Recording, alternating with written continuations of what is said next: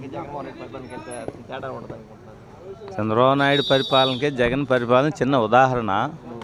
మనం ఇంటి పక్కన ఇరుగు పొరుగు ఉంటాము. పక్కన వాళ్ళకి కూడా అభిప్రాయ భేదాలు మాట్లాడినప్పుడు కష్టం సుఖం వచ్చినప్పుడు నిలబడి అయ్యో జరిగిందని సానుభూతి చూపిస్తాం. వాళ్ళ రాజకీయం ఎట్లా ఉందంటే పక్కనాడిని నాశనం చేసి తొక్కేసి నేనే నిలబడాలి. అది కేసీఆర్ జగన్ ఉదాహరణలో. ఇరుగు పొరుగు వచ్చినప్పుడు సమాజంలో ఉండారే పలానా ఆయన కష్టం వచ్చి నిలబడాలంటాయి. వాళ్ళు అట్లా చేయట్లా. మోడీ కూడా అంతే, నేనే ఉండాలి ఎవడు రాకూడదు ప్రపంచంలోనే. ఆ ప్రభావం అంతా ఇప్పుడు ప్రజాస్వామ్యంలో నడుస్తాయి. వెనక అట్లా ఉండేది కాదు, నామ్స్ విలువలు నడిచాయి. అయ్యో ఆయన రాజకీయ ఇప్పుడు రామారావు ఆ రోజు ఉదాహరణ పిన్నోనేని కోటేశ్వరి నిలబెట్టలా పెద్ద ఆయనని. వాళ్ళు అట్లా కాదు. చంద్రబాబు నాయుడికి జనాలు ఉండి ఏదో చెయ్యాలి. జగన్ ఏంటంటే వీళ్ళతో నేను చెప్పిందే వినాలి, ఎవరో నోరెత్తకూడదు, చట్టం లేదు రాజ్యాంగం లేదు, కోర్టులో నేను చూసుకుంటానేసి. చిన్న ఉదాహరణ ఏంటంటే ఆ రోజు రాజశేఖర రెడ్డి బొత్స సత్యనారాయణ భార్య జిల్లా మొత్తం ఇది ఎంపీగా నిలబడింది. ఇండియా మొత్తం చూస్తుంది ఈ సీటు కోసం. కలెక్టర్ అన్నాడు ఓడిపోయారంటే నువ్వు ముందు డిక్లేర్ చేసి నేను కోర్టులో చూసుకుంటా అన్నాడు. ఆయనకి అది ఇండియా వైడ్ ప్రెస్టేజ్ ఇష్యూ. అంటే ముందు డిక్లేర్ చేస్తే కోర్టులో తర్వాత తేలుతుంది. ఆ టైంలో అది డిక్లేర్ చేయాలి.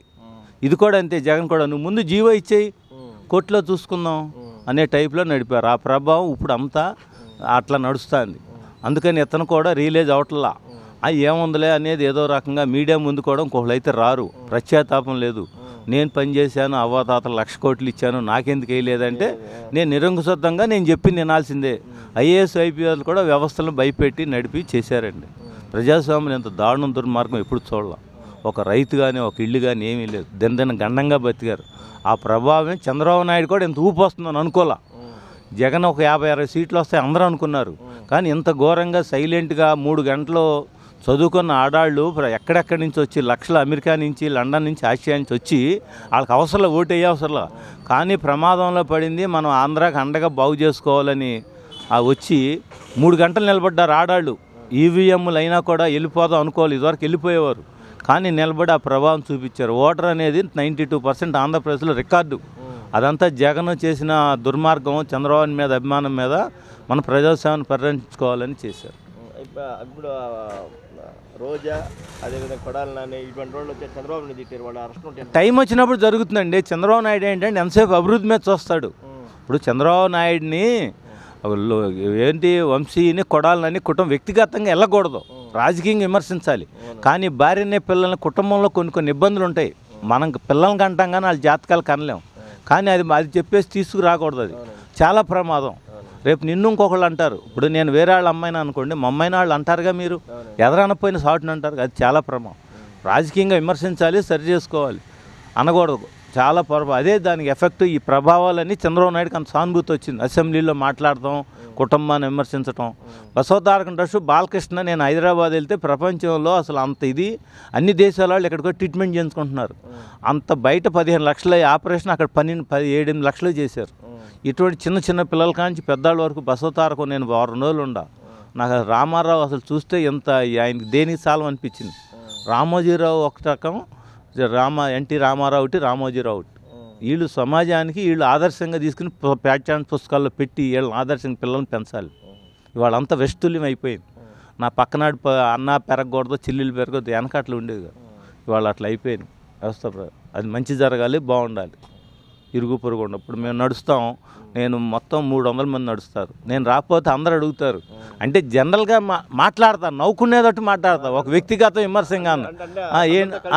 అందరం నడిచిన 2 గంటల్లో టైం తెలవకుండా కబుర్లు జనరల్ టాపిక్స్లే. వీళ్ళందరూ రాకపోతే ఫోన్ చేస్తారు నాకు, ఏం రాలేదు. అది హాయిగా సంతోషంగా ప్రశాంతంగా బతకాలి. అంటే వీళ్ళకి అరెస్టులు ఉండమంటారు. వీళ్ళకి ఉంటాయి అంటే ఇంకా దాని మీద అన్నీ చేసి ముందు క్లిష్ట సమస్యలు ఉన్నాయండి. ఆర్థిక లోటు ఎంత ఉందో తెలవట్ల. అది ఎప్పుడైనా చేయొచ్చు. చెడు చేయటం నిమిషం, మంచి చేయాలి. ముందు లైన్లో గాడిలో పెట్టినాక మారుతాయి. ముందు అసలు వ్యవస్థ ఎక్కడ ఎంత లోతు ఉందో, ఎంత డబ్బు ఏంటనేది అంతా ఎదురు చూస్తున్నారు చంద్రబాబు నాయుడు పాలన కోసం. అమరావతి, పోలవరం కీలకం. రైతులకి నేను పట్టిసీమ నీళ్ళు ఇచ్చాడు. 5 ఏళ్ల తర్వాత వచ్చినాయి మాకు నీళ్లు. మరి మా నీళ్లు ఊడుపులైన నీళ్లు లేవు, నీళ్లు వచ్చినాయి. ప్రజలు చేసే పనులు హర్షిస్తున్నారు. కానీ సంక్షేమాలు కూడా ఎక్కువ ఇవ్వకపోతే పరిస్థితి లేదు, నాకేంటి లాభం అంటున్నారు.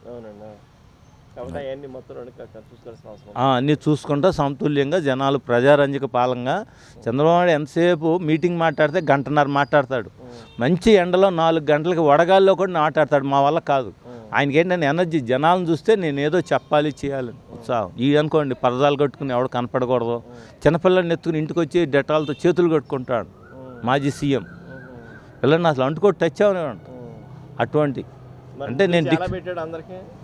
అవును, జనాలు చెప్తాడు సలహాదాడు, నువ్వు ఇట్లా పెట్టు ఓట్లు పడతాయని కెమెరాలని మేకప్ చేసి మీరు వీడియోలు తీయండి ఇట్లా పెట్టండి. 4 రోజులే 4 రోజులే ఏదోటి రేటింగ్ మనం సీఎం అవ్వాలి, మనం గొప్పగా చెప్పుకోవాలి.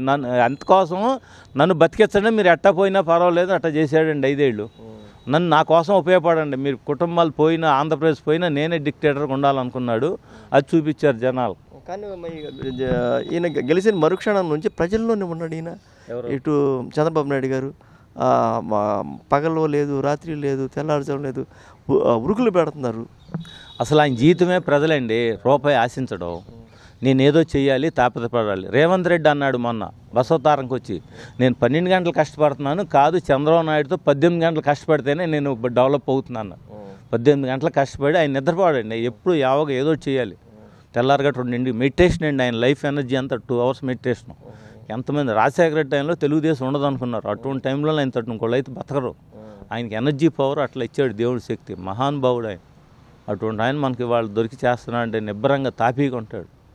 ప్రపంచ దేశాలు ఆయన అంటే కార్పెట్ పరుస్తారు ఆయన విధానాలు. పెద్ద వరల్డ్లో ఈయన జాతీయ మీడియా వస్తుందండి.